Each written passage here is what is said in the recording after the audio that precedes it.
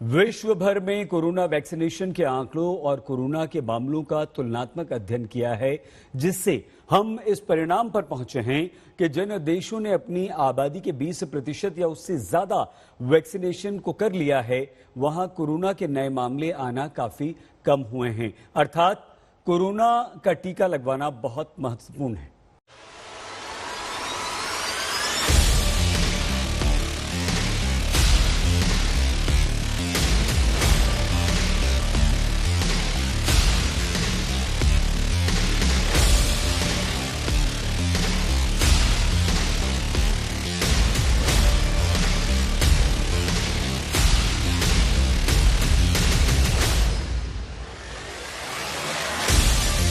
भारत में वैक्सीनेशन के अभी तक दो असर सामने आए। पहला ये कि कोरोना केसेस कम होने के बजाय तेजी से बढ़ रहे हैं। दूसरा ये कि वैक्सीन आने के बाद लोगों के दिल से कोरोना का डर निकल गया है और इसका प्रभाव ये हुआ कि देश में इन दिनों उतने ही केस आ रहे हैं जितने 5 महीने पहले आते थे और अगर ऐसे ही चलता रहा तो अप्रैल महीने के आखिर तक भारत डेली कोरोना केस के मामले में फिर से ऊंचे और खतरनाक कीर्तिमान बना सकता है। कोरोना की इस दूसरी लहर से करीब 25 लाख केस रिपोर्ट हो सकते हैं। यह सरकारी बैंक SBI का आकलन है। सुझाव यह है कि कोरोना वैक्सीनेशन को बढ़ाकर 40 से 45 लाख डोज प्रतिदिन किया जाना चाहिए, जबकि अभी औसतन प्रतिदिन कोरोना डोज का आंकड़ा 20 से 22 लाख है। भारत सरकार ने वैक्सीनेशन को तेज करने के लिए कई कदम भी उठाए हैं, जैसे 45 वर्ष से ज्यादा उम्र के सभी लोगों के वैक्सीनेशन का फैसला। लेकिन चिंता की बात यह है कि ICMR के मुताबिक अभी तक भारत के 20% से भी कम बुजुर्गों ने कोरोना वैक्सीन लगवाई, वो भी तब जब बुजुर्गों को ही कोरोना का सबसे ज्यादा खतरा होता है।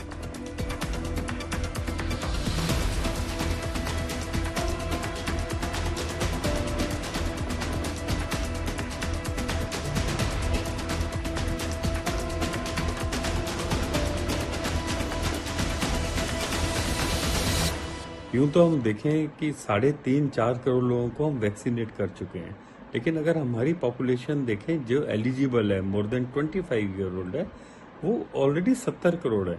जिस स्पीड पे हम लोग चल रहे हैं, अगर हम बच्चों को छोड़ दें अभी, तो इस हिसाब से पता नहीं हम लोग कब तक वैक्सीनेट कर पाएंगे। और प्रेजेंट वेव इतनी मैसिव वेव दिख रही है और मेरा ऐसा अंदाजा है अगर हम शुरू से ही सीरियसली लेते, मैं कहूँगा कि डॉक्टर्स, हेल्थ केयर की तरफ से, जनरल पॉपुलेशन की तरफ से और गवर्नमेंट की तरफ से, अभी तक एटलीस्ट 1/3, 1/3 पॉपुलेशन को हम वैक्सीनेट कर चुके होते। तो अब सवाल ये है कि आखिर वो कौन से कारण हैं जो भारत में वैक्सीनेशन की रफ्तार को रोक रहे हैं, वो भी तब जबकि दुनिया के कई देशों में वैक्सीनेशन प्रोग्राम ही भारत के दम पर चल रहे हैं। दुनिया भर में 76 देशों को भारत वैक्सीन की सप्लाई कर चुका है और 6 करोड़ से ज्यादा वैक्सीन के डोज एक्सपोर्ट हो चुके हैं। इसमें वो एक्सपोर्ट सप्लाई भी शामिल है जिसे कोवैक्स करार के तहत भारत ने दुनिया के अलग अलग देशों में भेजा है। लेकिन अब देश में वैक्सीनेशन को तेज करने के लिए भारत ने वैक्सीन के निर्यात पर थोड़ा ब्रेक लगाया है। अगर हम चाहते हैं कि इंडिया में वैक्सीनेशन बहुत क्विक पेस पे किया जाए तो एक ही तरीका है, हमें पूरे प्राइवेट सिस्टम्स को इन्वॉल्व करना होगा, जिसमें प्राइवेट प्रैक्टिशनर बड़ी मुख्य भूमिका निभाता है। केवल बड़े हॉस्पिटल तक सीमित रखना मेरे हिसाब से ठीक नहीं है। जितनी जल्दी हम वैक्सीनेट करेंगे उतनी म्यूटेशंस कम होंगे, उतने म्यूटेंट स्ट्रेन से हम लड़ पाएंगे और हम विश्व साइकिल से बच पाएंगे। अब वक्त आ गया है कि वैक्सीनेशन को अनलॉक कर दिया जाए। एक्सपर्ट्स भी मानते हैं कि कोरोना की नई लहर जिस तेजी से बढ़ रही है, उस हिसाब से मौजूदा स्पीड को 4 से 5 गुना बढ़ाने की जरूरत है। लेकिन इसमें दिक्कत क्या आ रही है? सीरम इंस्टीट्यूट का कहना है कि जनवरी महीने में वो 6 से 7 करोड़ वैक्सीन का उत्पादन कर रहा था। मार्च महीने में उत्पादन बढ़ाकर इसे 10 करोड़ प्रति महीना करने का लक्ष्य था। लेकिन रिपोर्ट्स के मुताबिक सीरम इंस्टीट्यूट का उत्पादन अभी भी 6 से 7 करोड़ डोज तक ही सीमित है।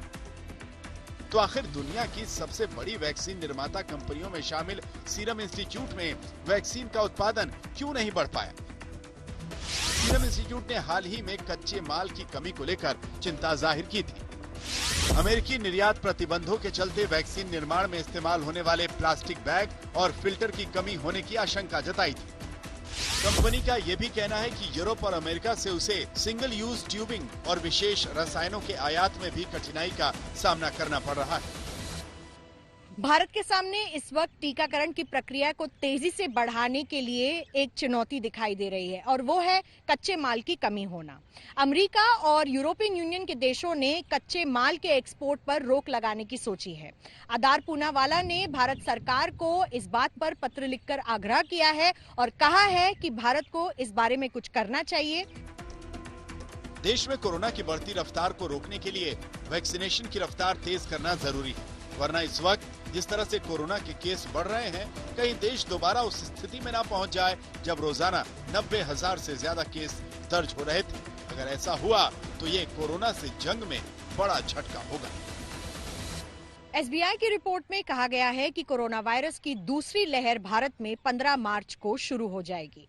इस रिपोर्ट में ये भी कहा गया कि लोकल लॉकडाउन लगाना और प्रतिबंध करने से ज्यादा असर नहीं पड़ेगा, लेकिन सरकार को इस वक्त टीकाकरण की प्रक्रिया पर ज्यादा जोर देना जरूरी है।